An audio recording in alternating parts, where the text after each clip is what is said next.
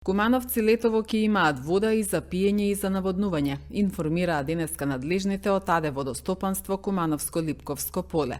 Вода има доволно во акумулациите Глажња и Липково. За сега сите побарани количини вода се испорачуваат до јавното претпријатие Водовод, соопшти Дарко Живковски, овластено лице на Кумановската подружница, апелирајќи за рационална потрошувачка на водата. Водата во Куманово во моментот се одвива непречено, имаме непречен дотур на вода преку трите цевководи, индустријскиот, главниот цевковод и бајпас до јавното претпријатие Водовод. Сезоната започнавме со 16 милиони, моментално има 12 милиони метри кумни во акумулацијата. Сите побарани количини ги испорачуваме до јавното претпријатие Водовод, во непречена комуникација сме, имаме целосно разбирање.